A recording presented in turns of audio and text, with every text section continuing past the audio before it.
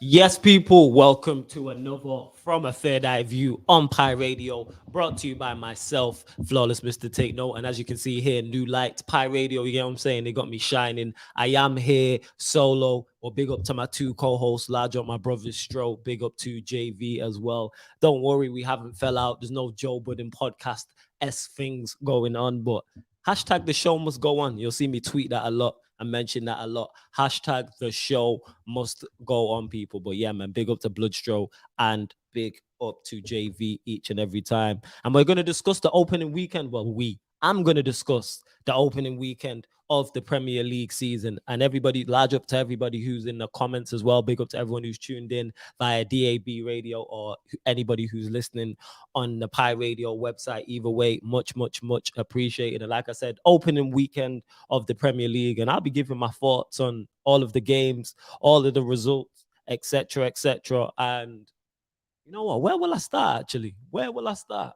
See that you lot are getting an insight in what it's to like in Flawless's head. So where am I going to start here? I'll go with the Tottenham versus City game. That's the match I will go with. Since it was the last game, that's the first game I will go with. And there were so many factors going into that game. Of course, Harry Kane, who has been a hot topic. Manchester City are trying to sign him. Manchester City are trying to sign Harry Kane, and 150 million Manchester. It's 150 million. That's the reported number.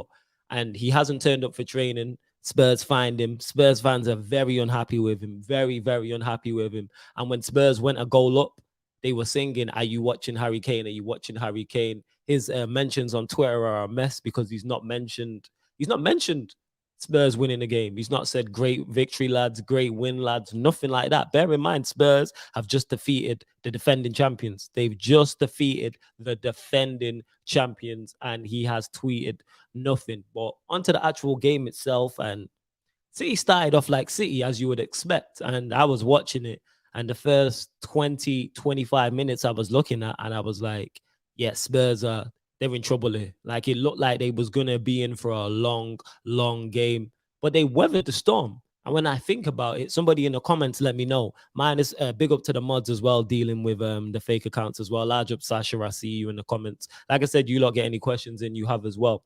When I think about for all the possession and how well City played in the first 20, 25 minutes, they didn't really create too much. They did not really create too much. The only thing they created I can remember is the Mahrez chance.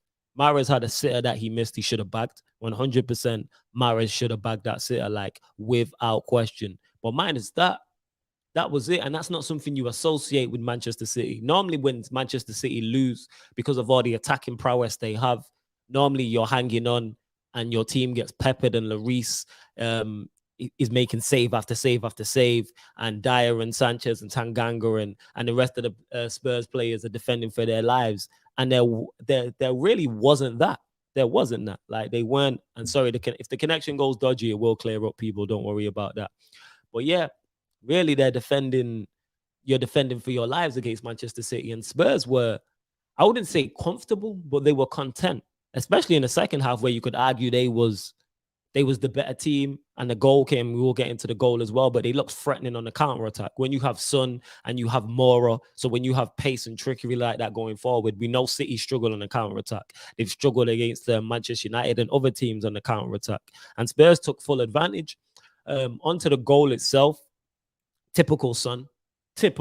Like nobody's surprised. We've seen Son score that goal more so from the left-hand side, cutting it on his right foot. But Son's a quality player and he's two-footed. And he scored against Manchester City before as well. He does have a good record against them, I believe. I think it's 5 or 6 goals he has. And he's cut in on his left foot onto the defending. I don't know where Benjamin Mendy was. I have no idea where Benjamin Mendy was, what he was doing, etc., etc. Like, I have no idea where he was. Onto Aki as well as the centre-back. You never let your man cut in.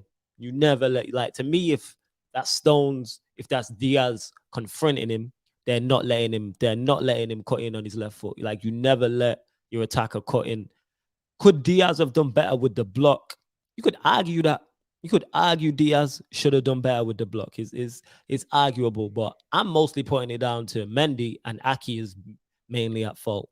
Aki is majorly at fault. Never let your defender your attacker cut in. And Son, scored a banging goal. And then after Spurs have scored, you're expecting a response from Manchester City. You're expecting a big response.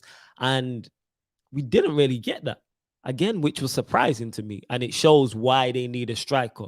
Harry Kane is the only one in the market. It seems Lukaku's gone to Chelsea. Doesn't seem like Haaland's on the move. So unless City have scouted somebody else, they need Harry Kane. But I'm not being overreactionary here, because that's one thing you always get on match day one of the Premier League. You get your reactionary takes, your big reactionary takes on Twitter and on social media, because social media is a reactionary place anyway. Well, after game week one, it's crazy. Like, I've seen some crazy statements about Manchester City. Like, let's not forget they were 8th, 9th in October, I think, last season, and then they won 20 games in a row.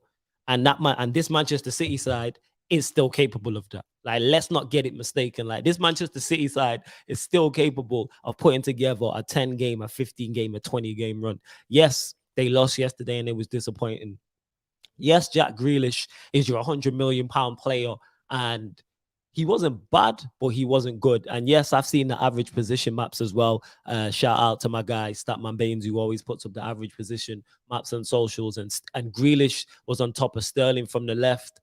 And then I think from the right, was it Gundogan, who was on top of Fernan Torres. And normally with Manchester City, they're very well drilled, very well structured. Like, that's one thing I give Pep credit for all the time. He is a drill sergeant, and he gets the most out of his teams. And it doesn't matter what 11 are playing. It doesn't matter what 11 are playing. His teams always look the same. But yesterday they looked a little bit disjointed. But that can come into multiple things. Like I said, Grealish coming in. So you got a new player coming in 100. So that can affect it. Also, as well, preseason, they're short. So they're not up to match speed. Their passing wasn't as crisp. Like I said, their attack wasn't as potent as it has been. So I'm not taking too much away from it. Of course, as a Manchester United fan, I'm glad City lost, because that's 3 points they now don't have. Chelsea are my favorites for the title, and I will get onto Chelsea with them. Big up Sasha on job with the mods. Hey, and before I continue as well, everybody whether you're watching this live or watching this back, please make sure you hit the like button on the video on the Pi Radio YouTube. Please make sure you share it across all the socials and subscribe to the channel.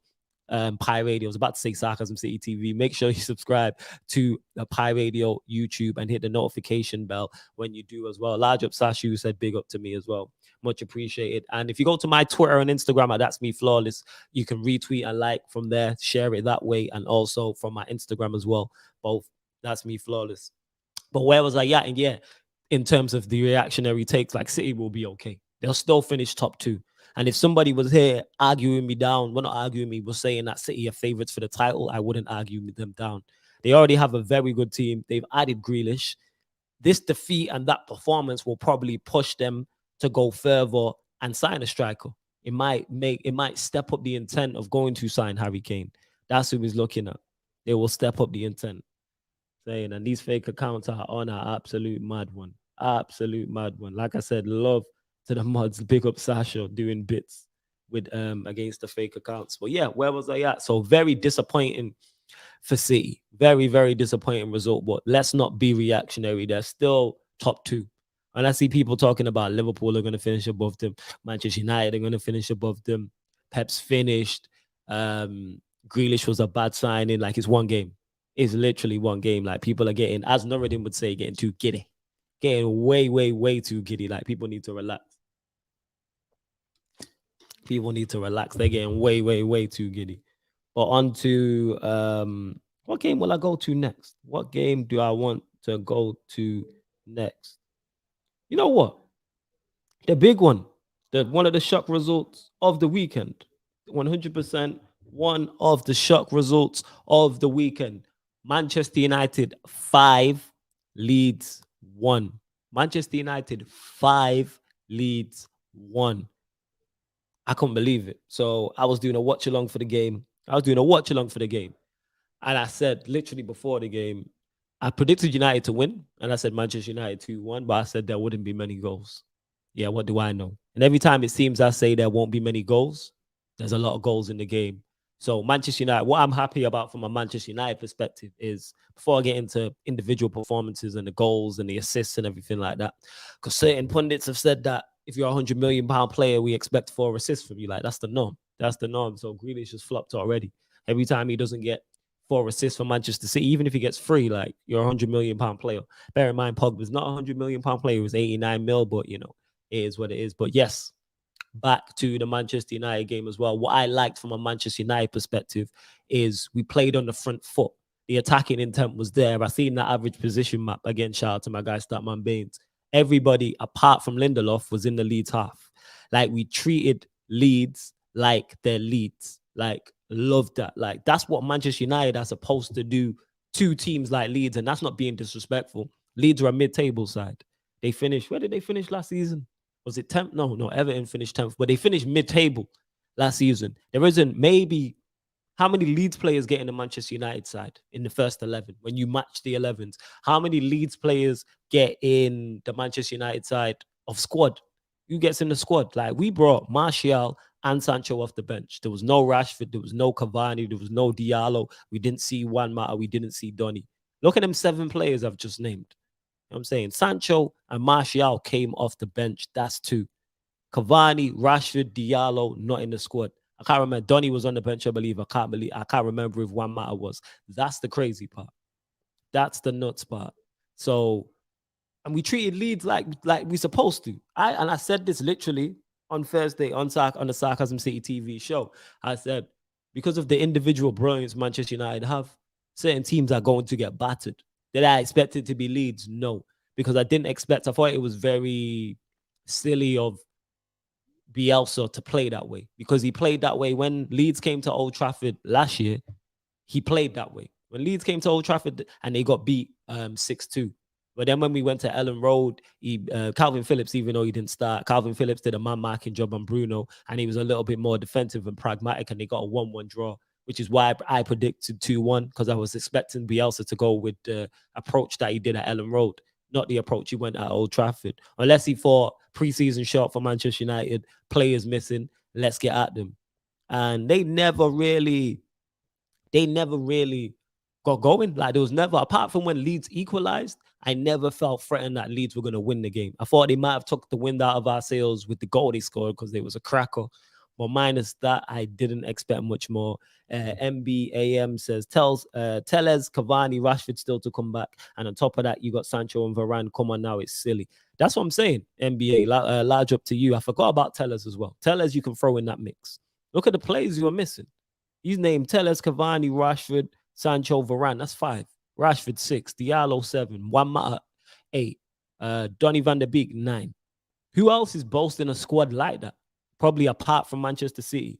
They're the only ones who are boasting a squad that is similar to that in the slightest. So that's my point on it. Like, Manchester United treated Leeds like they're Leeds. All right, let's get into the individual performances. Bruno hat-trick. This guy is inevitable.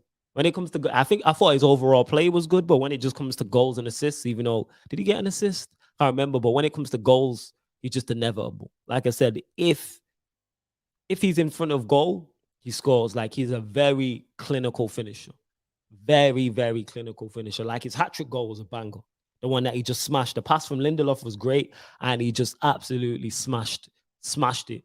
And I was like, that is a quality finish, but all the goals were good. All the goals were good. Like, Pogba 4 assists. Like, what more can you say about this man?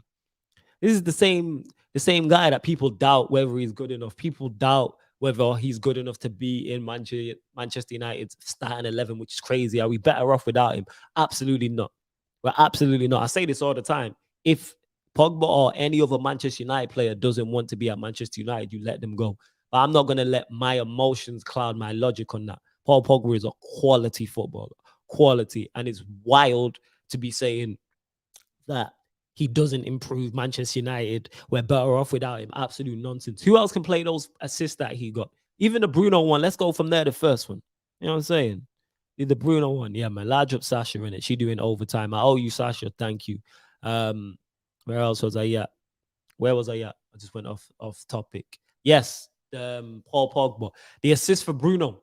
The first one, like, we've seen that pass so many times, not just in general in the Premier League, get overhit. If he doesn't time that pass right, Bruno can't bring it down, which was a nice touch, have a shot with the left foot and put it in. So that's where you have to give Pogba credit for that. And the Greenwood one, oh my, what a pass.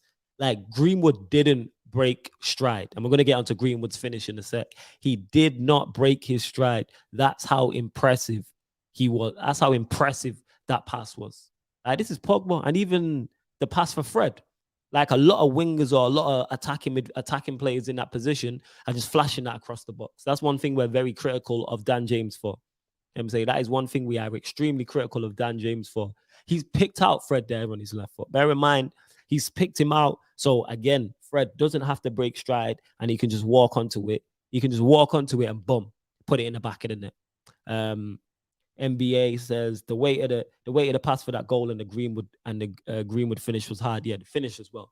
That's typical Mason Greenwood, because if he misses that, I'm not being overly critical because it's not an easy chance. But the way he's put it with power, like the goalkeeper had no chance. And I thought what I liked as well is the interchanging of all of the front players. So sometimes Bruno would be in the 9, and then you'd see Pogba through the middle, Greenwood from the left. James more stuck out right, but from Greenwood, Bruno, Pogba, they interchanged, which defenders don't know who to mark. There was times where Bruno kind of went left and Pogba was playing in the 10. And that's what you really, really, really, really, really love to see. Like, that's what I'm talking about. And with Paul Pogba, when you play an attacking player in an attacking position, you're going to get the most out of him. The same way if you play a defensive player in a defensive position, you're going to get the most out of it. I don't want to see Pogba in the 6. I said on the show, the 3 that I want to see is Pogba, Sancho, and Greenwood. That is the front 3 I want to see. And that's no disrespect to Rashford. That's no disrespect to Diallo. That's no disrespect to Cavani. As long as Dan James, even though he started, as long as Dan James is not in our starting 3 going forward this season, I'm happy. Because one thing Ollie has is multiple options. Our backup front 3 could be Diallo, Rashford, and Cavani. That's quality. You can throw Donny in the mix, or you can throw Juan Mata in the mix. Like, there's so many options that he has. KJ says, oi, Flawless Man's here for the Arsenal slander. Yeah, man, we're going to get to Arsenal. Don't worry about that. NBA says, not going to lie, I'm still understanding on the goalkeeper still looking suspect. What do you mean by that? Go further. Why do you think that De Gea looks suspect? Like, I'm not sold on De Gea. Like, I've spoke openly about not being sold on De Gea and the fact that he's not had a good season in 3 years. Like, he was okay last season and he had the 2 previous seasons before that he was poor. So 3 seasons, he's not been up to the scratch. And football, he's not been up to scratch. And football is a what have you done for me lately sport. Bear in mind, people, Martial had one bad season and people wanted him gone this season. So I just want people to keep the same energy. That's all I'm asking for. Big up Sasha as well, who says, hit the like button, people, and subscribe if you're new. Follow Flawless across all socials. Thank you very much. And again, large up Sasha on Mud, doing up better blocks than Aki and Diaz. Much appreciated. Much, much, much appreciated. Oh, yeah, Manchester United, very impressive. I have no faults. And one thing I do like as well is defensively we look solid. And that's without Varane. And I said this before. People have talked about this United, a holding midfielder, a 6, a DM, which is needed. I'm not getting too giddy. I'm not getting gassed up. Yes, Manchester United need a 6. We all are fully aware that Manchester United need a 6. That being said, against Leeds, that's a prime example of showing you don't need a world-class 6 to beat Leeds. You don't need a world-class holding midfielder to beat Leeds United and beat other mid-table sides and beat sides who are fighting relegation. Again, when you're going away to City and you're going away to Chelsea and you're going away to Anfield, that's different. That's 100% different. That's when a holding midfielder becomes vital, because those teams there have quality midfielders, whether it's Jorginho and Kante, whether it's De Bruyne and Gundogan and Grealish, whether it's a Fabinho, whether it's a Thiago. That's when the midfield battle and the struggle for where the game can be won or lost. But for Leeds United, no. And we did what we are supposed to do. Like I said, I seen McTominay breaking forward at times and Fred sitting. I seen Fred breaking forward at times and I seen McTominay sitting. And obviously Fred got his goal as well. But like I said, 5-1, defensively solid. De Gea, from what I remember, didn't really have too much to do, which is what you like. I seen even Wan-Bissaka getting forward, Lindelof and Maguire. Even though they only had a small amount to do, they did it. They did it. And that's all you can ask for. Shaw was Shaw, always an outlet on that side as well. So pleased, but it hasn't. My long-term thoughts hasn't changed. I still said United, the highest we finish is 3rd. I don't think we finish above Chelsea or City, and this is why I'm not getting too gassed up. And I see Manchester United fans talking about Manchester United can win the league. Like, no. And again, it's not a squad thing. The squad is good enough to challenge. It's the manager. Did he get this? Did he get it right on against Leeds. Did he get it right? 100%. And I give him full credit. I give him full credit for getting the team right, because we were all upset about, well, I was upset about McFred, and I think most people were, and I was upset about Dan James. But guess what? It worked. When you get results, it shuts everybody up. And I tell everybody who's an Ollie in of this, and and anyone else who will listen, that it doesn't matter about your opinion. You know what I'm saying? In terms of my opinion on Ollie and me being Ollie out, how he shuts me up is performances like that. And when I say performances, I'm not just talking the result. I'm talking about on the front foot football. Now Manchester United we play Southampton next.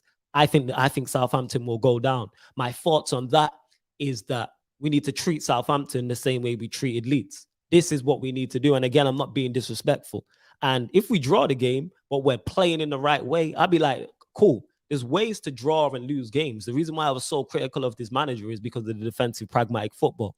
What I like so much, I said, and I tweeted this out, if Manchester United play that way for the majority of the season against lesser sides, I will have no qualms with that whatsoever.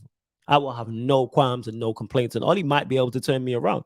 And I think we have more a chance of being successful, because our strength lies in attack. So you play to your strengths. You know what I'm saying? You play to your strengths. I see more people joining. Let's get the shares up. Let's get more people in here. Stroll will be back next week, people. Stroll will be back next week. But I was like, I can't not deliver a show, so we still gonna go. You know what I'm saying? We still gonna go, 100%. We still gonna go. Large up to, I went to click on the comments on that. NBA says the squad is there, the manager ain't. That's it. And I was talking to shout out to Yan City yesterday, and she said it. She said Manchester United squad is good enough to challenge. The problem's the manager. And I told her this. We was on a live stream when she said that, and I said, say that again, because when I say that, I get criticized. But when a rival fan, that's how rival fans feel about us. Well, that's how I feel. Large up Eddie, who says hit up the likes, people. Yes, let's get the likes up on the video, people. Let's get the likes up on the video. Big up to Mr. Take Note Flawless in the building. Large up Josh. Large up you. Large up to YG as well. Says big up everyone. Large up YG. It was long balls over the line. That's our go-to way of getting goals. Like we always say, the test comes when we have to break teams that sit back. That's a very valid point, Eddie. What happens when a team come and they play a 4-5-1 and they've got 9 men behind the ball or 11 men behind the ball and they're playing deep? That's going to be very interesting to see. One thing I say about that is we now have more ammunition to break those teams down. We now have more ammunitions to break those teams down in regards to, we don't, like when Greenwood, I say this all the time, when Rashford and Greenwood play out wide, they're cutting and shoot. They're less creative. They're looking to cut in and shoot. And that's not criticisms of either of those two, because I rate them both. The reason why I was so happy about us signing Sancho, because he's a different wide player. He's a more creative wide player. Pogba's a creative wide player. What matter if he plays out wide is a creative wide player, even though I think he should be playing in the 10. Donny's a creative player. We now have more options to break down teams. And then obviously, if teams are going to play a high line, we can blow you away as we did yesterday. I've said this before. More teams will get battered by Manchester United this season. When you have Pogba, Bruno, and Greenwood were all on song, and we battered Leeds 5-1. That's all I say about that. Where else we at? Arsenal can't even sell out a London derby. Roddy, do what? Chelsea, Arsenal not sold out. Large up my guy, Carefree Lewis. Make sure you go subscribe to his channel as well. One of the best Chelsea content creators out here. Philly says, big up Flawless. How you doing today? I'm blessed. I hope you're doing well also. You know what I'm saying? Large up all the fake accounts in it. Hating, man. You can't stop what we got going on over here, people. As long as I got a microphone, you can't stop what's going on over here. NBA says we got the second joint best squad with Chelsea. Our start at 11 is now as good as Liverpool's, if not better, so there's no excuses. Do we have the second? I don't know about that. Second joint best squad. Do we? I don't know about that. I'm trying to have a think. Do I ask, is Manchester United's squad overall better than Liverpool's? Yes. So that puts us top 3. Is our squad better than Chelsea's? I don't think our first 11 is not better than theirs. No. The squads is close, but their first 11, I would say their first 11 is better than ours, just off the midfield. I would say. City. Yeah, I would say their squad edges ours, and they have a better first 11 as well. But yeah, with the no excuses, you're right. We should challenge. 100%. It's make or break for him. 100%. Arsenal have like 20k seats on general sale. Get down with Rananya and come watch Lukaku pack out Ben White. You're a joker, family. You're a joker, you know. My dog Flawless got the haters out. Their mum is at X. That's some pull right there, bro. Hey, and I'm here by myself. You get what I'm saying on live radio, and they haters in full effect. But you lot get the likes up. You know what I'm saying? D'Angelo says, "War Pistols FC, LOL, big up Flawless." Yeah, man, 1000%. Shout out to Arsenal out here talking about their city's red, and then they're getting moved to by championship sides in their own city. But we're gonna get into Arsenal just quickly before I finish, and we'll continue talking about Manchester United. Yeah, there is no excuses. Our squad is good enough, but again, the problem's the manager. The problem is the manager. I'm telling you this. Big up the mods on job. Like I said, Sasha been on job for the start. You lot are the real MVPs, man. Like, much appreciated. Much appreciated. But yeah, that's how I'm looking at it. Again, I've said this before. I'm being serious, bro. Come down or be emotive. I'll talk to you off air, fam. I'll talk to you off air, definitely.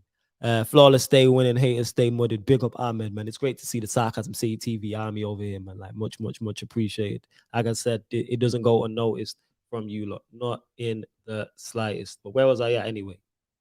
Oh yeah, Manchester United and that squad. The squad is there, like I said. The goalkeeper is definitely, that's still a problem area. Let's keep it real. Yes, the game was fantastic in terms of that one-off game. Battering your rivals like that on the opening day is fantastic.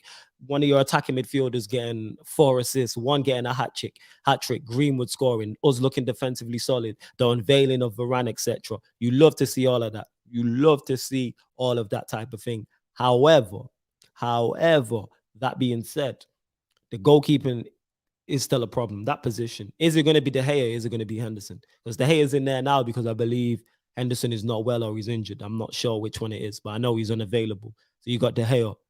Varane coming in to partner Maguire will help the defense. How will Wan-Bissaka and Shaw as the fullbacks? I have no issues with. You got Dalot backing that up. You got Tellers backing it up. That's fine. The issue is the midfield. It's still that That is still the issue. That is still a problem. And again, against big teams, so in big games against the other top 6 and in the Champions League knockout stages, that's where games are won and lost.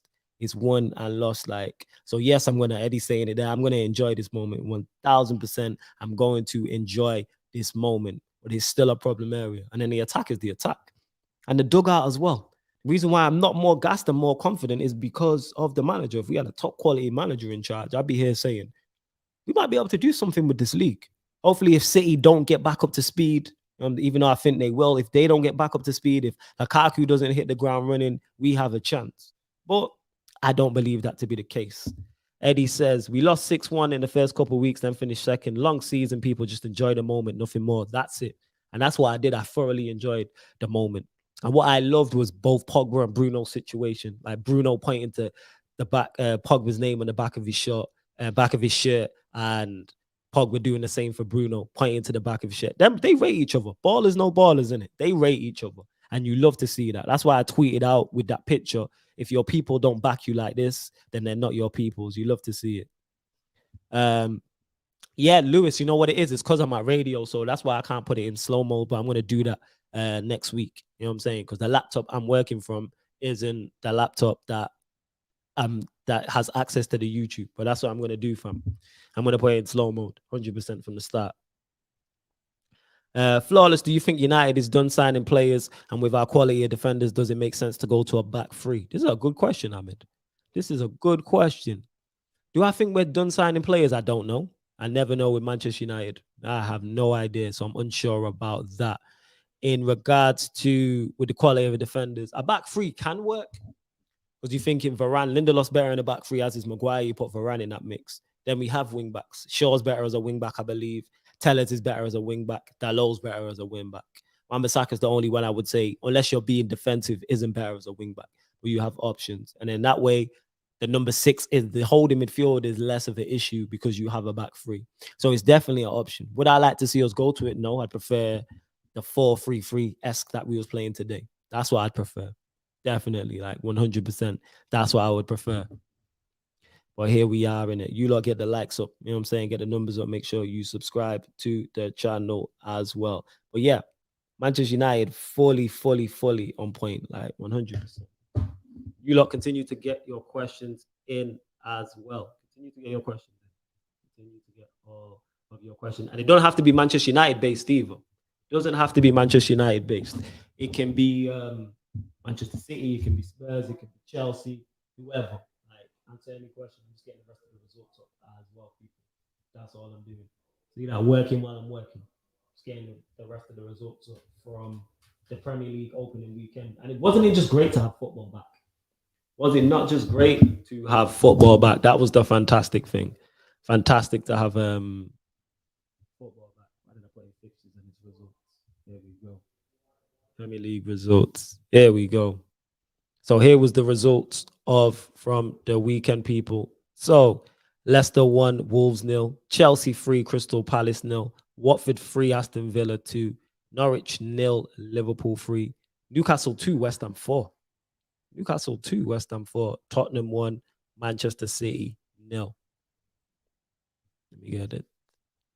That's nuts. I'm trying to get the rest of the results up as well, but I don't know what's going on here. There we go. For some reason, it's thing messing up. I don't know what's going on. But I'm back, people. I'm back. Ahmed says here, my thinking was the lack of a DM can be compensated with a back three. 100%. That's why I said to respond to the question, yes, definitely in bigger games, I think it's something that can be done. We did it against PSG, if I remember correctly. And that was one of Manchester United's. That's one of the best performances we put in recent times, was that away game in the group stage last season against PSG. 100%. Like 100%. Lewis, you go on Arsenal away, bro. Is there a lot of people who have spent? Oh, you man talking to each other. But I do agree with that, Ahmed. Flawless, what did you think of Grealish's performance versus Spurs? Personally, I don't think he fits the Pep system. No. I disagree in terms of him not fitting the Pep system. He fits it. He's a Pep player. Pep likes those technical attacking players who are versatile, who can move the ball quick, who can create, who can score goals. Grealish, again, I'm not going just off this one game, so I fully believe Grealish is a Pep player. He was decent. Was he great? No, he was okay. I don't think he was bad. I don't think he was good. He was average. But he's still bedding in preseason, new players, new team. It can take you a minute. It can take you a minute to get up to speed. It can take you a minute. So that's what I'd say about that. Was the Spurs win a one-off thing, or are they going to perform from better than we may have expected? Nuno is no scrub, in my opinion. Nuno's definitely not a scrub. Nuno 100%. You don't come up with from the championship and finish 7th twice. And like, yes, Nuno is far from a scrub. I think it's a good move for him, and it was a good move for Spurs. Like, we're going to find out how good Nuno is. Now he has a bigger platform to showcase his skills, because if he does well at Spurs, a bigger team, and no disrespect to Spurs, is going to come in for him. If he does well at Spurs, a bigger team is going to come in for him. YJ says Lukaku is a beast alive, Flawless. In what sense? What do you mean? What do you mean? Elaborate on that. And let me know what you're talking about when you say Lukaku is a beast. In what sense are you talking about Lukaku being a beast? Let me know. Or do I believe that Lukaku will do well at will he do well at Chelsea? 100%. Lukaku 1,000,000% will do well. Chelsea are my picks to win the league. I said this. And this is before you sign Lukaku, in terms of, I said, when you get your striker in, I presumed it was going to be Haaland, but whether it was Lukaku or Haaland, I rate the squad you have, the momentum after winning the Champions League, and I rate the manager you have. Sorry, people, just getting the rest of the results up as well.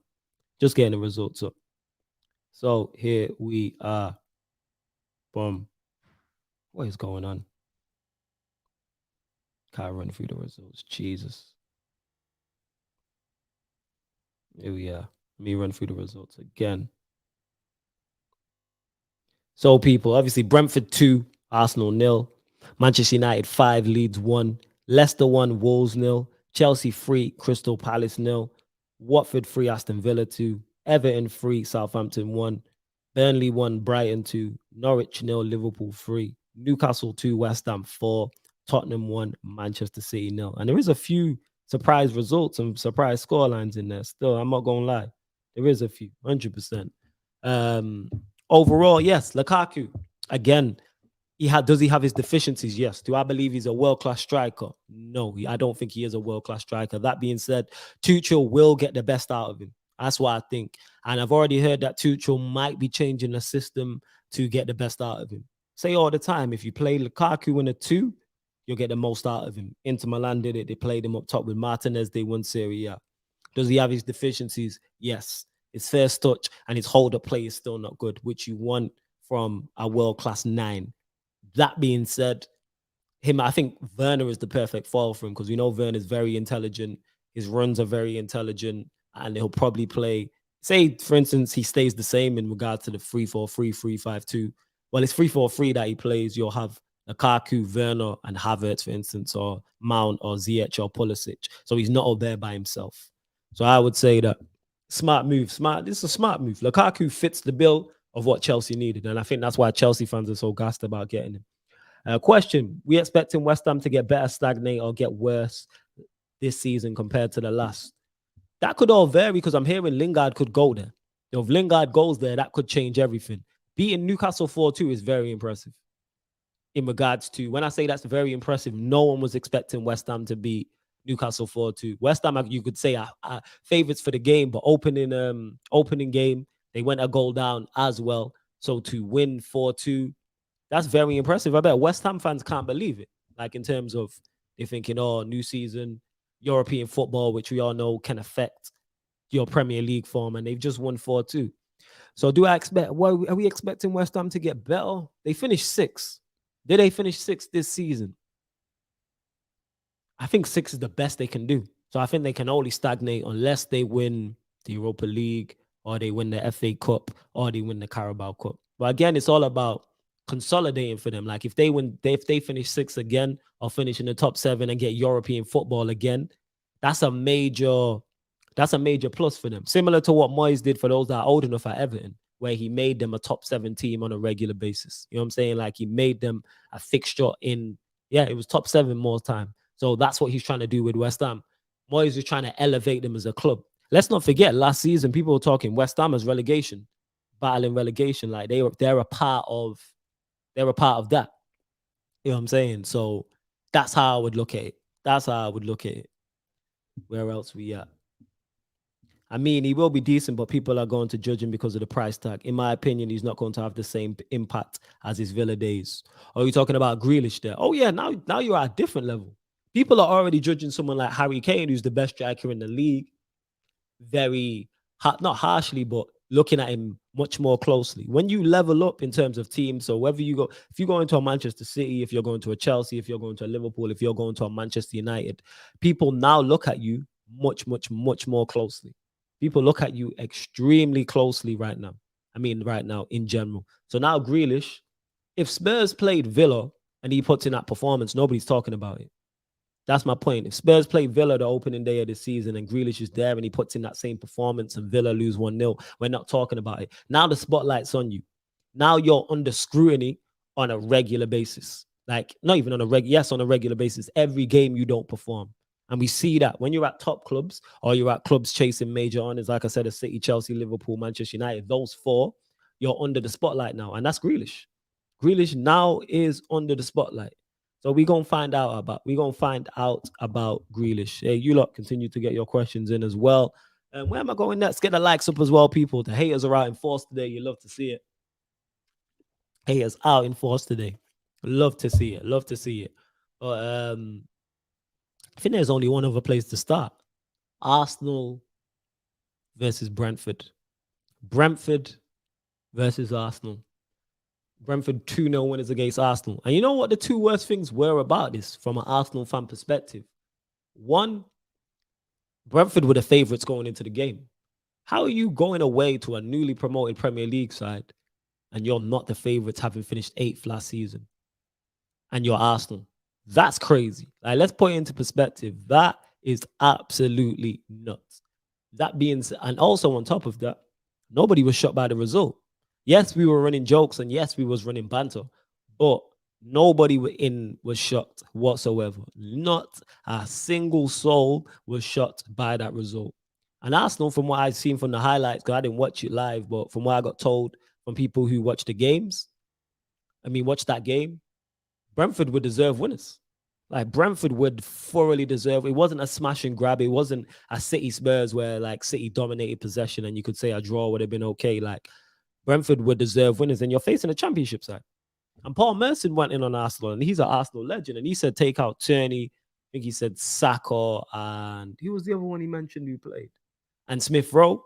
He said, what players would Brentford take? If you ask the Brentford manager, who would he take outside of those three? Who else played? Who else is he taking? Is he taking a Ben White? Is he taking Leno? Is he taking Mari? Is he taking Xhaka? And that's a championship side.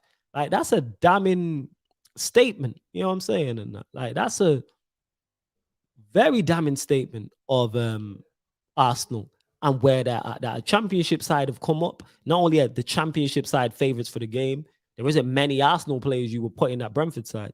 Yes, Arsenal have better players, but if you were to base it off of that game and that performance, like, it's mad. I'm gonna tell you, large my guy Drizzy does every time. Big up to Drizzy does. Arsenal honestly owe their fans therapy compensation. They do. Tune in to Gonna Talk at 10 p.m. people on Sarcasm City TV because Cam and the rest of the Arsenal gang will be discussing all things Arsenal. I'm tuned in. That's gonna be great. That is gonna be fantastic viewing. You already know. But yeah, Arsenal are in big trouble. Arsenal are in massive trouble, like huge trouble. Like, because look at their fixtures. Their fixtures are. So you've lost to Brentford, which was important. They got off to a good start because their next two games are Chelsea and Manchester City. Their next two games are Chelsea and Manchester City. So going into the international break, it's legitimate. It's a legitimate possibility that they could have 0 points from 9. They could be 0 from 9 and bottom of the table. But they're not favored, even though they have a good record against Chelsea recently. Chelsea are favorites for that game. Lukaku's debut. And in Manchester City are Manchester City. Drizzy does said we're going to roast Cam on his channel. Yeah, man, on Sarcasm City TV, Cam's going to get roasted. He's going to get absolutely roasted 100%. He's going to get roasted. Like, let me just pull up the Arsenal fixtures so you lot can see how much trouble Arsenal are actually in. They're in big, big, big trouble. Massive trouble. Hold up, where are we at? Massive. So I'm looking here. So obviously they play Chelsea at home on Sunday. Then they have Manchester City away in the league. Then you play at home to Norwich. I'm going to get onto that because the Norwich game is big. Then Burnley away, Turf Moor. We all know how Arsenal struggle. Then you've got the North London derby. Then you've got Brighton away. Then you've got Crystal Palace at home, which we know Palace travel well to the top 6. Then you've got Villa away. Villa at home, which won't be an easy game. Then you've got Leicester away. Then you've got the Cojones derby, which is Watford. Then Arsenal. Then Newcastle at home. And then United away. And then that takes you into December. That's the wild part. I look at them, like Arsenal legit could be, when it hits December, when it hits Christmas, could be fighting in relegation. Do I believe they'll get relegated? No, but they could be in trouble, especially Lacazette and Aubameyang have already ruled themselves out of the Chelsea game because they're both ill, which lets me know something else is going on. How are both of them ill? You could easily say they both got C19 or they're isolating or whatever, but both of your top strikers are ill, which lets me know something else is going on in the Arsenal ranks. But Chelsea, like I said, Chelsea at home, that's a tough game. And now you've lost to Brentford. That's an even more pressure game. Lukaku's debut. Chelsea going to be bang up for that because they're on a roll. They're riding a wave of momentum. Then you've got City away, which if they lose to Chelsea, City away now becomes a bigger game. And that's already a tough game anyway. The Etihad is one of the toughest places to go. And then you go into, after that, they could be going off 3 losses. And then you're going into the, You're going into the international break. Then they come back and then it's a home game against Norwich, which all jokes aside, that is a relegation 6.0. That is legitimately a relegation 6.0. Like, they legit could be in trouble. Like, that's the mad part. They legit could be in trouble. And then let's say they lose to Chelsea, lose to City, and then beat Norwich. Then you go away to Burnley. That is not a gimme. And say they draw to Norwich. The Burnley game, then comes more pressure. And then after that, you got a massive game. North London derby is always a big game for both sides. So they legit could be going into the Norwich game, the Burnley game, or the Spurs game without a win. And then by the time you get to the Spurs game, what's that? That's 1, 2, 3, 4, 5. That's 6 games in. They could potentially be here without a win. 6 games in, they could potentially be here without a win. And then boom, off of that, you then Brighton away, a place we know they're notoriously struggle. Look what happened last season. Yeah, me shout out to Ty and AFTV. Mopai, you're a cheat. I hope Brighton get relegated. We know how, like similar to Burnley, Brighton's the same. That's somewhere that they what's it called, that they struggle. That's somewhere they struggle. But I'll drop the mods on job. Like I said, I'm gonna get this sorted out for next week. Don't worry about it, people. I already sorted out for next week. Then boom, where was I at? After the Brighton game, another London derby. Another London derby. They've already lost to Brentford. They could lose or draw to Spurs. Another London derby, Crystal Palace. Pressure's on. We know Crystal Palace, even Vieira as well, that factor. Vieira's going to be motivated. He's going to want to get one over on his old team. Like, he's got a point to prove. Crystal Palace, who I think will go down, they're fighting. That's another relegation 6-pointer. That's a big game if they're both near the bottom of the table. Large up Black Diamond, who says like, share, subscribe. Yeah, man, get the likes up, people, because the haters are out in full force today. Like I said, I'm going to sort it out. Yeah, mod me next week when you get it to sort it out. Yeah. Like I said, Tasha's been on job this whole time. Yeah, Drizzy, there's Black Diamond. I'll mod you, man. It's because I'm at radio. Like I said, the laptop I'm looking at currently right now doesn't have the login and everything like that. I'm just watching on the YouTube. But yes, I will get that sorted. Well, yeah, I will get to your question as well, Ahmed. Don't worry. I will get to your question. Do not worry. Where was I at? Yeah, we're in Arsenal. Like, yes, all jokes aside, this is why I'm not slandering. So you got Crystal Palace. Then at home to Villa. Again, who are like Villa are a good side. Yes, they got beat at Watford, but Villa are on the up. You know what I'm saying? And like, they're going to go to Arsenal with confidence. You know what I'm saying? They've lost Grealish, but they signed Ings, they've signed Bailey. Like, they could be on a roll at that point. Like, Villa are a good side. Like, there are a lot of people. They were my pick when we was discussing myself and Tox and Stroll last week about dark horses. A lot of people have mentioned Aston Villa. A lot of people have mentioned Aston Villa. Nah, it's calm, man. Tox, don't worry. He says, gang, large up to Tox. He says, right, I didn't know you was Dolo. Should have told me. I would have pulled a sickie and work and roll. Nah, it's calm, fam, man. Get your money. Don't worry about it. Next time I'll tell you. Don't worry about it. Yeah, Ahmed, don't worry. I'm going to get you modded as well. Large up everyone who's locked. I'm going to get all of this sorted. But yeah, where was we at? Villa. And then you go Leicester away, which is a tough place to go as well. That is not a gimme. Like, Leicester are the favorites for that. Then they won this weekend also, but Leicester are the favorites for that. Then you got the Cojones derby at home to Watford. You know what I mean? You probably favor Arsenal, yes, but if Watford were to get a result, that wouldn't be a shock. That's the crazy part. You got that, and you already know the whole Troy Deeney's going to play in that game.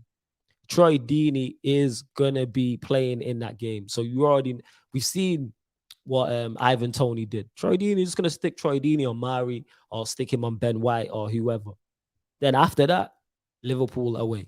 Anfield, you know that's going to be a struggle. You know what I'm saying? You already know that's going to be a struggle. Newcastle at home. Depending on where Newcastle are at, that could be a fight for around the bottom. So we don't know what's going on there. You have no idea what's going on there.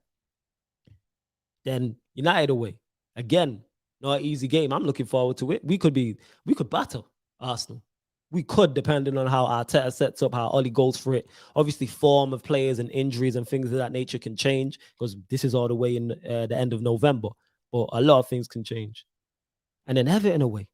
And that takes us right to the top of Christmas, the 4th of December. That's the crazy part. That is the crazy part. Like, they could legit be in trouble here. They legit could be in trouble. And that's my whole point on it. Like, I'm not even slandering. I'm saying Arsenal legit could be in a relegation battle. Do I think they'll get relegated? No. Would I love to see it? Absolutely, but I don't think it is. Where else we at? Big up Indiana, who says, big up Flawless, next level work levels, Olachino.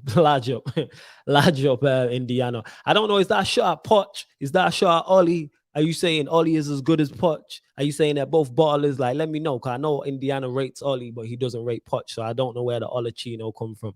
I know one of them is winning the Champions League, but we'll see. We'll see. Question, do you see Potter or Howe as good replacements for Arteta, at least short term? Very good question. And that is the type of that's the type of manager that Arsenal have to go for. I was having this discussion with Saeed on the Friday because I was with him when Arsenal were playing, and he was like, I don't want Arteta to get sacked because I don't know if what's it called? I don't know. I don't know. I don't want Arsenal to get a good manager. But I'm like, what good manager is going to go to Arsenal? Like, if you're looking at it, like we were talking about Ancelotti going there, and someone was in the comments who was an Arsenal fan saying he didn't want to pay the wages. If you're a top manager, so if you're top tier, you're in the first two brackets, why would you go to Arsenal?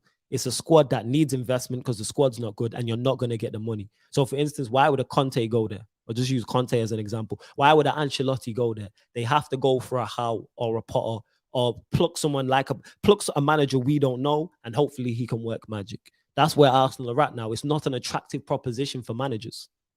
It's not.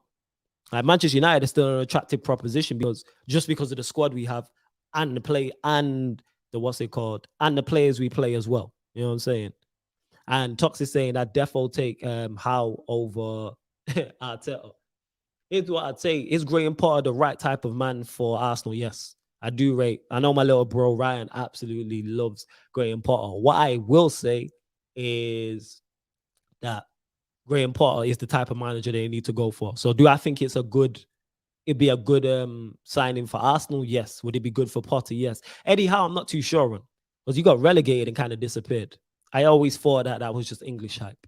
And I think Graham Potter could fall down that role. As soon as an English manager comes into the Premier League and he plays good football, automatically he's getting linked with big jobs. Eddie Howe getting linked with Arsenal. Eddie Howe getting linked with England. Based off of what exactly? What are you basing this off? There's nothing tangible to say he should be getting an Arsenal job. He should be getting an England job and linked with these. Now it's different. Like if Eddie Howe was with Bournemouth now and Arsenal are where they are, but Arsenal were higher up. So it's like I didn't understand it, but that's the pool Arsenal are now shopping in. You get me? It's the upcoming talent managers. The same way they struggle to an extent to go and get cream of the crop players all the time. They can't go and get cream of the crop managers. You're not getting a Conte. You're not getting a Zidane. You're not getting an Ancelotti. Like these managers are not going to Arsenal. Like there's a reason. Everton, we was having this discussion. The reason why Ancelotti went to Everton is because of the project. Everton is now a better project than Arsenal. You know what I'm saying? I'm not saying they're a bad team. I'm saying they're a better project. That's why Rafa Benitez went to Everton as ex-Liverpool and they hate him. So that's what I'm saying on that. Nah, it's not even a nasty job, fam. It's just the facts. It's not an attractive proposition for top managers. If I'm a top manager, why am I going to Arsenal? Because one thing we have to remember with Arsenal as well, the expectation is still high. The expectation level is still high. Like, was it Jan who made this point? Someone made this point yesterday. Ancelotti finished 10th with Everton. Everton fans would have still gave him next season. If Arsenal finished 10th under Ancelotti, they're at his neck and putting pressure on him. Like Everton fans loved Ancelotti before he even got there because he's Ancelotti. Arsenal fans would be like, yeah, you're Ancelotti, that's great, but you need to deliver. And the squad is weak. Look at that squad that they had out yesterday. Who are you taking? Tierney, Smith Rowe, Saka. And that's if you need them. If I'm talking about Manchester United, I'm not taking any of their players. Those three I mentioned because of the players we have in those positions. Are Chelsea taking any of those three? Probably not. It's debatable. At Liverpool, yes, they take Saka. Probably Smith Rowe. Like this is who you're competing against, like type of thing. That's how I'm looking at it. Let me get to some more of the comments as well. Large up you lot holding it down, man. Much appreciated. Where else we at? Let me get to some more of the comments. You lot, like I said, anything Premier League related, anything. Ahmed said, Ollie has no excuse with this world-class squad depth. I agree with you, but people will make excuses for him if we fail. Tuck says, Arteta will park the bus versus United, but we could batter them. That's my point. Even if he parks the bus, we still have players capable of us winning that game 3-0. That's what I'd say about that. Black Diamond says, the more you trolls hate, the better we eat. Facts, man. You know what I'm saying? Indiana says, Arsenal will take points from either Chelsea or City. I hope you're wrong. You know what I'm saying? I hope you're wrong. I don't rate either, you know this. All right, fair enough then. Fair enough, Indiana saying he don't rate Poch or Ollie, man. So, Indiana, what's your thought? You're not saying United can win the league because me and you haven't discussed this. I need to get you on the show because it's been a minute. Tox is saying I definitely take Howe over Arteta. I hear that. I think most Arsenal fans will, but because the bar is so low. They won't get a single point till the month of September, says Eddie. I hope you're right, man. I'd love to see Arsenal, you know what I'm saying, with 0 points. Love to see it.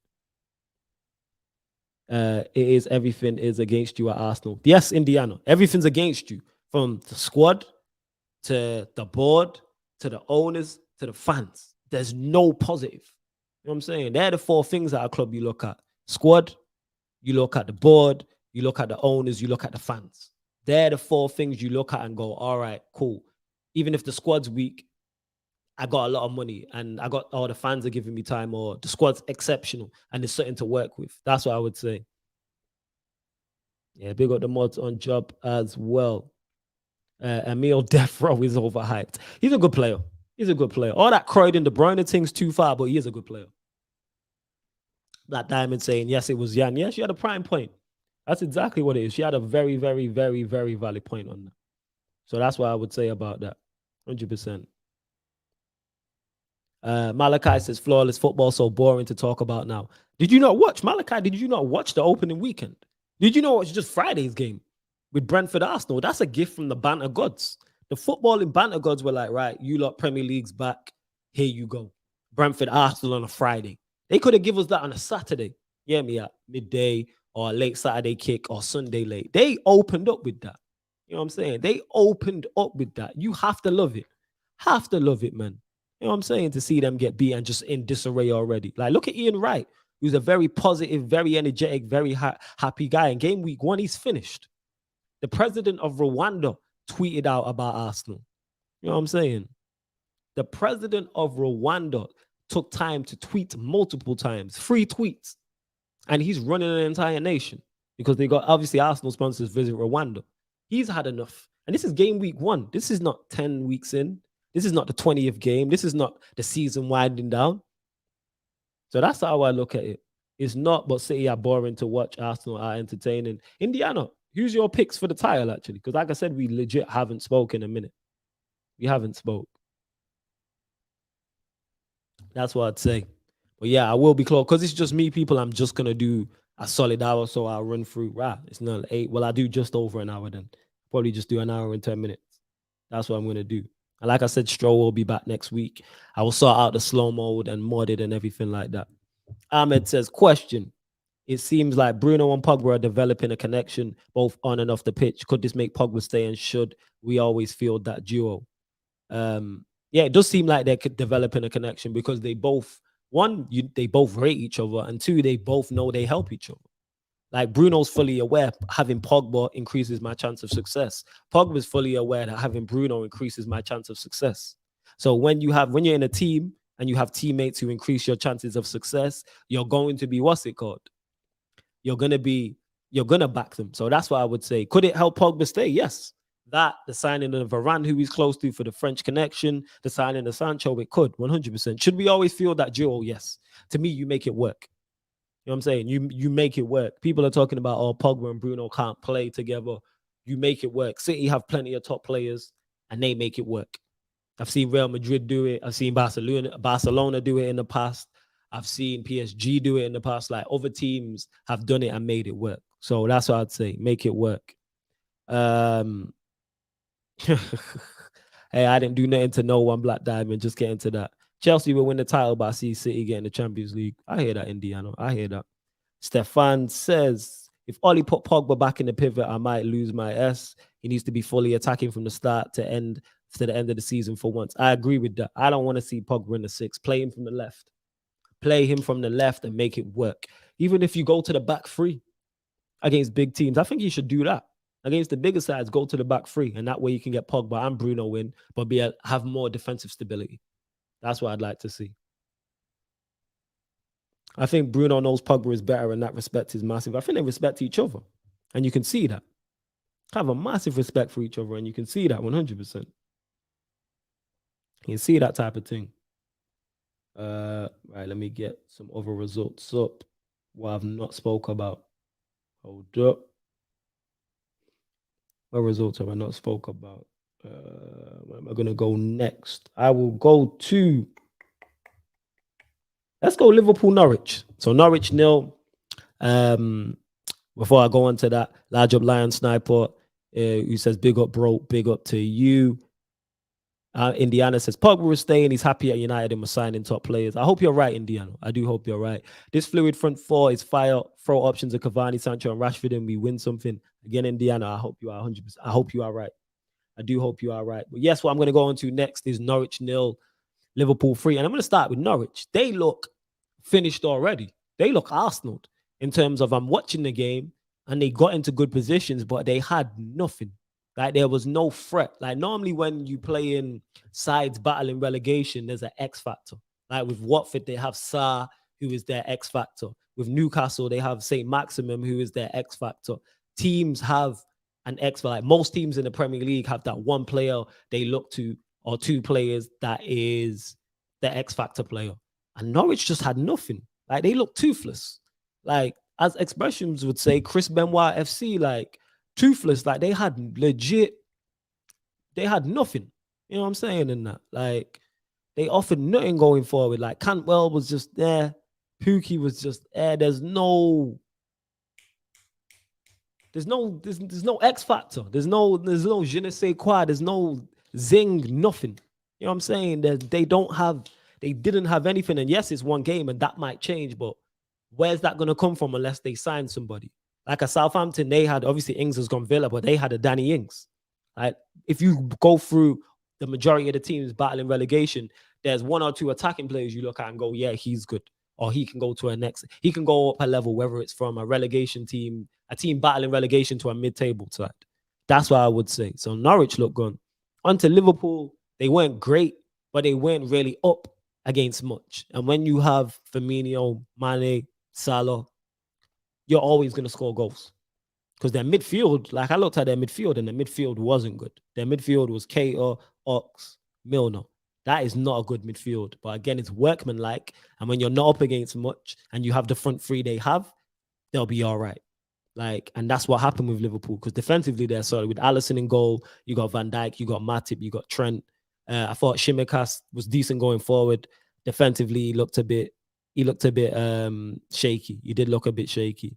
But that's what I'd say about that in regards to Liverpool. When you have the front three, and they look comfortable. As I'm watching the game, because I was watching bits and pieces, I watched more of the second half. I never thought Liverpool were not going to win that game. Never at one point did I think Liverpool were not going to win that game. And you know, that's what Salah does. You got a goal and an assist. Like Salah's always going to score against the likes of Norwich. I'm saying, like I say, and you adding in Firmino and you adding in Mane, you'll be all right. Do I believe Liverpool can win the league? Can they? Yes. Do I believe they will? No. To me, the title is between Chelsea and City. My pick is Chelsea, but I think that's the top two. I think Liverpool and United are fighting for third and fourth. I edge it towards Liverpool, but with injuries, they could be in trouble. They could be in trouble. And where else we at? Yeah. Oh, Eddie, I'll answer this again because someone asked it. Again, you lot feel free to get questions in that are about other teams. What did you think of West Ham, and do you think that more wins may force them to push for Jesse? West Ham, impressive result. 4-2 on the opening day. Yes, it's Newcastle. You can say they have their limitations, but to come back from a goal down, you have to give West Ham credit for that. And to score 4 goals as well, because one thing, someone correct me if I'm wrong, West Ham and David Moyes are not renowned for being high goal-scoring teams. So to get 4 on the opening day is just impressive anyway. Like a West Ham win wouldn't have surprised me, but the fact that they scored 4 goals surprised me. That's what shocked me. Large up Bros who says, yes, flawless, big up to you, my guy, much appreciated. So yeah, that's what I'd look at. Well, I've gone through the top 4. I mentioned Liverpool, I've mentioned Manchester United, mentioned Manchester City. Oh yeah, I've not mentioned Chelsea. Chelsea, very similar to the Liverpool-Norwich game in terms of never at one point, and this is another game I was watching bits and pieces of, but I caught more of the second half, did I think Crystal Palace were going to win the game. Never at one point did I think Chelsea are well-struck. The momentum's with them, number one, very well-structured, and very pleased from a football fan perspective to what happened with Chalobah and scoring the goal. But Chelsea looked like Chelsea. I'm saying very well-structured, a very well-oiled machine. And you can see why they need a striker. You can fully understand and see why Chelsea needed a striker, 100%. And Lukaku's going to add to that. If Lukaku's playing, they probably score more goals. Indiana Wiley said Chelsea, the 4th best side in England. So you think, you Indiana, yeah. You wilding with that. But Agenda FC, I'ma shout you for. You're my guy for that. You know what I'm saying? I'ma shout you for that. Man said Chelsea, the fourth best side in England. I think that's nuts. You know what I'm saying? Top three, I argue you down, but fourth best side. I think they have an 11 that matches Liverpool and they have a better squad. But I think that's crazy. You know what I'm saying? Ahmed, large up yourself for dropping the link that led me on here. Mods always on job. Yeah, big up to everyone who came over from Sarcasm City TV. Finished fourth, you the fourth. You're a fool, you know.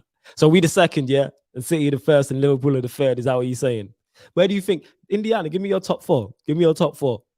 But yeah, big up to everyone who's joining from the Sarcasm City TV channel because I go live and the link is in the title. So you just click on Pi Radio and it takes you over here. Let's get the likes up in there. And I think the haters they've never disappeared, but they've quietened down.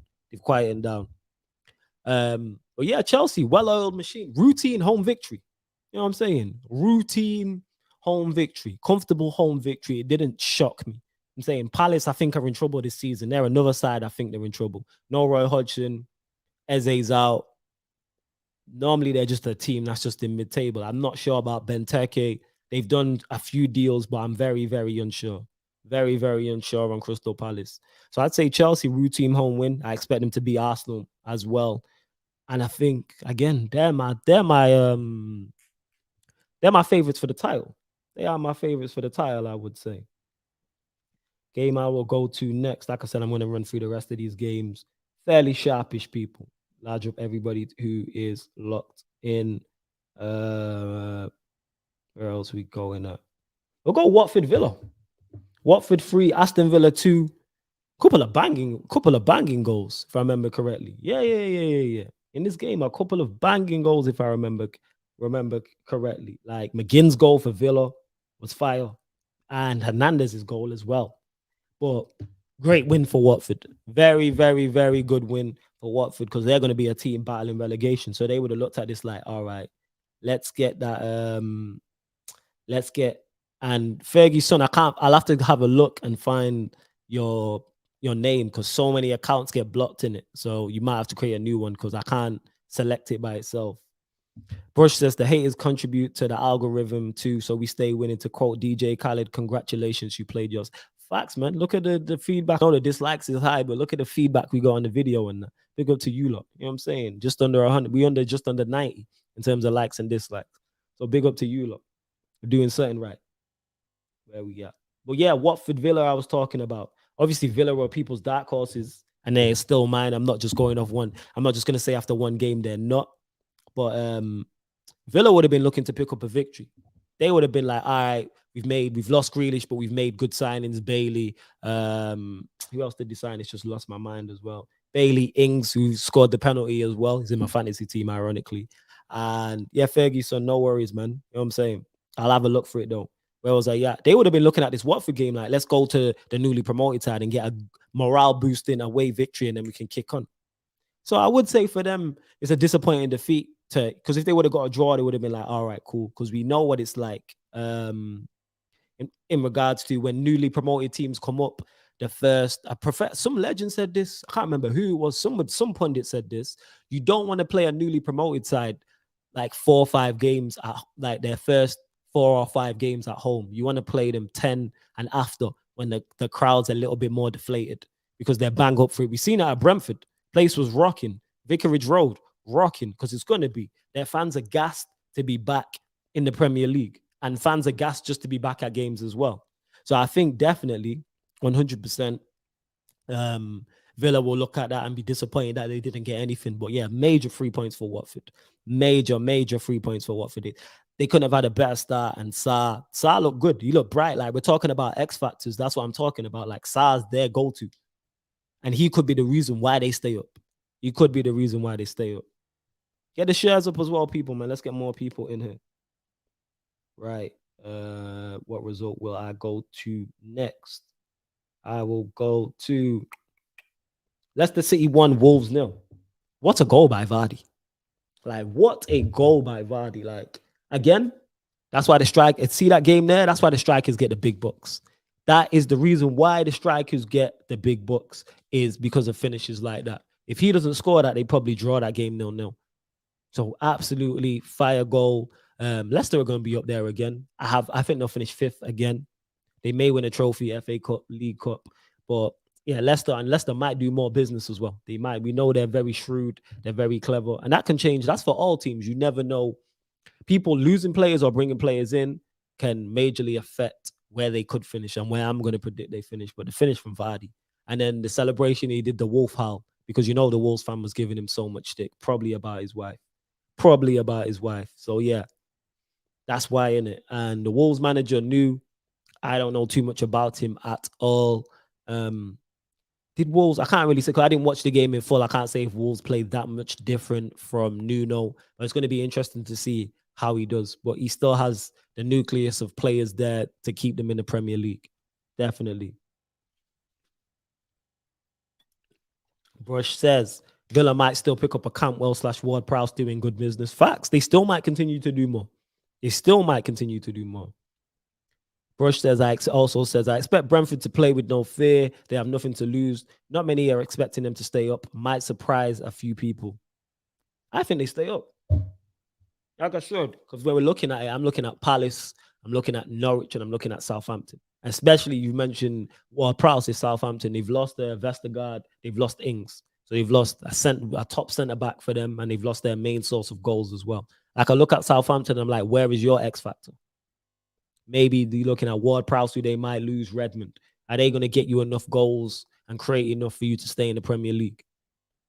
Question, will Ivan Toney shine, looks decent, or get exposed in the Premier League? Because Brentford play good football, I think he'll be all right. I think he'll be, so I don't think he'll get exposed. I think he will do all right. But we'll find out 10 games in. We will. But yeah, Leicester off to a good start. And they would have been looking at that game and go, all right, we need to win this then. They've got the job done. Where are we at? Next game I'll run through is Everton 3, Southampton 1. Yeah, Southampton are in trouble. I've just been saying that. Southampton are in trouble. Like, if I look at their lineup, well, attacking wise, you got Armstrong, Adams, Ward Prowse, Theo Walcott. Like, they're your options. And they lost Vestergaard as well. And then I look at their bench. Redmond came off the bench. Yeah, Hasenhüttl could be in trouble.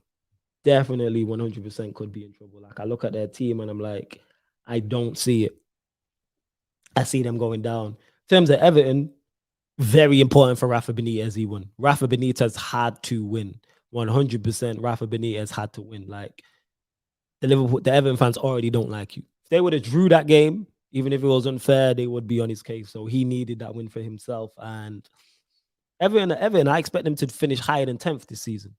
I do expect them to finish higher than 10th this season. I'm looking at it, and you've got Calvert-Lewin who scored, Damari Gray, Decore scored a banger. You've got Allen, you've got Digne who I rate, Colgate who I'm a fan of. Of course, the goalkeeper is always a problem area, I would say, with Pickford.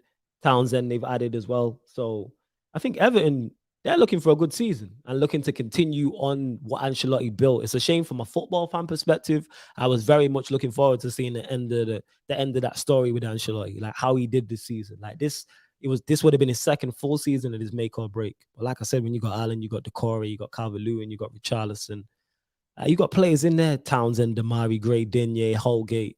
You have a nucleus of a good team, and they should finish higher than 10th. They should finish higher than 10th. And a good victory for them as well. Good victory for them. But I think Southampton are in trouble. Raphael says, Club World Cup for Chelsea is important. Maybe. I don't put too much stock in it, but I heard Lewis talking about it on his fan cam after Chelsea beat Palace, and he was saying he wants the Club World Championship because it's something they haven't won. So maybe similar to United with the Europa League when Mourinho won it because it's a trophy that we hadn't won. So maybe that's what it is. But to me, I don't put too much importance on it. It's just bragging rights. It's literally just bragging rights. Well, if you lose, I wouldn't cry about it. But maybe Chelsea fans will. Maybe Chelsea fans will. I don't know. We get through the rest of the results as well. Get through. Said I'm going to run through these, probably end the show in about 10 minutes or so. We've got some West Ham, Spurs City. Well, that's it. I've run through all the results. Yes, I have. I've run through all of the results. Big up to you lot. Like I said, normally I'm not here by myself. I'm joined by Stro and sometimes a special guest. Stro will be back next week, but hashtag the show must go on. Please make sure whether you're watching this live right now or you're watching this back, you hit the like button on the video, you share it across all the socials, and you subscribe to the Pi Radio YouTube as well. Please make sure you do that. We're here every Monday, 7 p.m., normally till 9 p.m., but I'm going to end a little sooner, but 7 p.m. till 9 p.m. discussing all things Premier League. And we're going to keep the shows going, people, 100%. So, yeah, I'm looking at the table. Obviously, it's early days, but United at top, Chelsea second, Liverpool third, West Ham in fourth. And then the bottom three is Leeds, Norwich, Crystal Palace, Arsenal 17th. And then you got Southampton in 16th as well. Obviously, it's early days. Very, very early days. But, yeah, I've not seen nothing really. Did I see anything that was majorly shocking in terms of the top end? Yes, Manchester City. That's what I'll do. I'll give my final thoughts. I'm trying to think. So, yeah, Chelsea, I didn't say anything I didn't expect. I expected them to win. City, I expected them to look more potent. The result did surprise me. What surprised me more is them not being potent in attack. That's one thing you don't associate with Manchester City. They always look dangerous. And like I said earlier on in the show, the only chance that I remember them creating clear cut was Maris. I don't remember Lloris making loads of saves. I don't remember Dyer and Tanganga having to make last gasp blocks and things like that. Where else are we at? Yeah, where else? Manchester United, very impressive performance. I hope we continue from a United fan perspective. Liverpool, I expected them to win. West Ham surprised me with their 4-2. That did surprise me. But yeah, doing the most will be live on the Sarcasm City TV Twitch. So make sure you get over to the Sarcasm City TV YouTube content running every day. Make sure you get over to the Twitch, football content, basketball content, current affairs, etc., etc. Make sure you check it out. Follow me at That's Me Flawless on Twitter and Instagram as well. Gets the likes up as well. Get us up to 30 likes, people. Eddie says, way to hold it down, bro. Large up, Eddie. Here in Brazil, we think the Europeans don't care about the Club World Cup. Large up to you, first and foremost, Leandro, because you said here in Brazil, so it's great to have someone from Brazil locked in. Secondly, yeah, we don't really put too much stock in it. That's just me. Like, I don't really put too much stock in the Club World Championship. Like, it's just for bragging rights. That's what I would say. In terms of the other end of the table, Norwich losing, Southampton losing, Crystal Palace losing. So my 3 picks for relegation are lost. So that's not a shock either. West Ham 4-2 against Newcastle, I would say, therefore is a surprise result as well. The thing with City, though, is they are capable of going on a run. They'll probably iron out the mistakes in the next few weeks. That's why I'm not writing them off. 100%, Brush. I agree. That's why I'm not writing them off. They're still my pick to finish second. They're still top 2. They could still win the Champions League. Like, I'm not writing off Manchester City after one game because they didn't look good. That's whether they sign Kane or not. They will be okay. With the players they have and the manager they have, Manchester City will be fine. That's what I'd say about that. 100% they'll be okay. Will you lot get your final questions in? Get your final questions in, people, before I leave. But yeah, that's pretty much my final thoughts. Like the title says, Chelsea, Liverpool, and United all off to winning start. Spurs won, City lose, Leicester won. So yeah, that's how I'm looking at it. But yeah, we'll be back next week. Actually, let me just run through fixtures next week. That's what I'm gonna do. I run through. I'm going to smash the like button like on the Hulk. Yes, please make sure you do. Smash the like button. Let me look at the Premier League games for next week, the fixtures. So, matches, you got Liverpool, Burnley, Aston Villa, Newcastle, Crystal Palace, Brentford, Leeds, Everton, Manchester City, Norwich, Brighton, Watford, Southampton, Manchester United on Sunday. These are the Sunday fixtures now. Wolves, Spurs, Arsenal, Chelsea, and West Ham, Leicester City. So I'll say is I start obviously at the top. Liverpool, Burnley. Liverpool looking to make it 2 from 2. And I expect them to. You know, Burnley, even though they won there last year, I reckon Liverpool put Burnley to bed.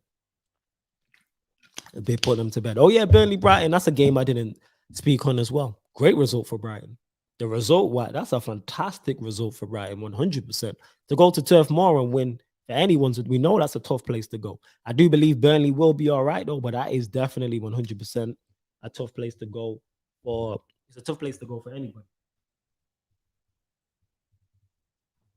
So the fact that Brighton won there is impressive. What I did like though was what made me laugh and was hilarious was Tarkowski interview. So for the Burnley goal, Mope tried to block off Tarkowski and Tarkowski bundled him over. And then he said in the interview, what am I supposed to do? Just stand there. He's like, yo, if he wants to fall over, that's on him. Of course, Mope scored and Brighton got the last laugh. So I'd say that's a good result for them. Ahmed says, I'll miss the United game because I'll be on vacation. I trust the mods to hold it down in the meantime. Yeah, man, large up Ahmed and enjoy your holiday. You say holiday over here, but yes, enjoy your holiday. Enjoy your vacation as well. Make sure you do that. Make sure you do that. Oh, yeah. Just trying to get the rest of the results up. But like I was saying, yeah, back to the point. I forgot that I didn't mention Brighton versus Burnley. But I think Brighton will be all right. You know what I'm saying? Zayn says, bless him, my bro. What's football? Again, not heard of that sport in ages. Yeah, I feel for you. I feel for you. You know what I'm saying? I feel for you. Just hit that sub, loving the content, and you always stay on your grind, my bro. Already following on Twitch as well. Large up, Brush, man. Much appreciated. That's why I say love to everyone who's supporting. So whether it's from a Third Eye View on Pi Radio, whether it's the Sarcasm City TV YouTube or the Sarcasm City TV Twitch or the Sarcasm City TV brand or me individually as a brand, like love to everyone who's supporting, man. Like it doesn't go unnoticed. Like I couldn't do the show here without you, look. You know what I'm saying? Like I legit couldn't. So big up to each and every one of you lot for supporting, man. Like it legit don't go unnoticed. I mean that. And there's also, if you ever want to watch from a Third Eye View, there's also a playlist on the Sarcasm City TV YouTube channel as well. So you can watch all the From My Third Eye View episodes. You can watch them all. For some reason, my phone wants to start playing up, but here we are. I don't know what's going on. Here we are. All right. Boom. Where was it? Yeah. Aston Villa, Newcastle. Big game for both, actually, because both lost, obviously. Villa lost to Watford and Newcastle lost to West Ham. So it's at Villa Park. Who am I predicting on that? I reckon Villa get it done. I think Aston Villa get it done. I think they'll have too much for Newcastle. Crystal Palace, Brentford. Very interesting. This could be London derby. So, Selhurst, like Brentford, we're going to be up for it. Crystal Palace fans going to be up for it. There's a lot riding on that, much more than bragging rights because it's a London derby. Both teams need the 3 points there. I'm going to go with a draw, though. I think Brentford, I reckon a draw. That's what I'll say. Leeds United, Everton. So you got Leeds trying to bounce back from the 5-1 thrashing, and you got Everton looking to make it 2 from 2. So Leeds, Everton. Interesting game. Very interesting to see how Rafa Benitez sets up against Leeds because we know he can be pragmatic. So that's what I'm looking for. Unfortunately, I think Leeds beat them. I think Leeds beat Everton. So I'll go with a Leeds win. Manchester City, Norwich. Yeah, Manchester City going. Norwich are finished. I think that's an open and shut case. Routine home win. Manchester City get back to normality and look scintillating. That is the perfect game for Manchester City bounce back Norwich at home. Perfect game for them to play Norwich at home. Perfect. Very interesting one, and another one that could have implications on relegation. Brighton versus Watford. Of course, Brighton coming off a great win and Watford coming off a great win. Is that a mix? I reckon both teams would be content with a draw. So I'll go with a draw here. Southampton, Manchester United win. We're on a high, and I think similar to what I was saying about City bouncing back against Norwich, after a 5-1 win, going to play Southampton who don't have much going forward, you can treat them like you treated Leeds. So I'll go Manchester United win. Wolves, Tottenham. Nuno returning to, not Nuno. Yeah, Nuno returning to Wolves. Second game in. I'm sure we'll get a good reception. And I think he'll use his knowledge and his nous to navigate a victory. So I'll go with the Spurs victory. Here's a big one. Big one of the weekend. Another London derby. Arsenal versus Chelsea. I think Arsenal are in disarray and they're in free-for-all, and I think they're going down, down, down. Chelsea win. All the momentum's with Chelsea. I can't see anything. Like, I think Arsenal, you got no Lacazette, Aubameyang a week before. That's what I would say. Flawless, is it true that the Super League is coming back? Not to my knowledge. Are there any players or leagues you are looking forward to keeping an eye on this season? I'll have to have a think about that, but no one sticks out. Lingard if he goes to West Ham. But yeah, I got Chelsea beating. I've got Chelsea beating Arsenal. I reckon so. And then West Ham, Leicester. Very interesting. Both teams coming off victories on the first day. Draw. That's what I'd say about that. So that's my predictions for the next week's fixtures, people. And before I leave, because I got to get up by myself, because obviously I'm doing all the work here by myself, so I got to get up and end the broadcast. But love to everyone who's supporting from a Third Eye View. I know I say that a lot because it means a lot. Like I said, the only way I can sit here and do a show by myself is because of that. But don't worry, Stroll will be back next week. Maybe back with a special guest, but Stroll 100% will be back next week in it. Like, love to everybody who's supporting. Like, much appreciated. Make sure you lock in it. Like, from a third eye view, every Monday.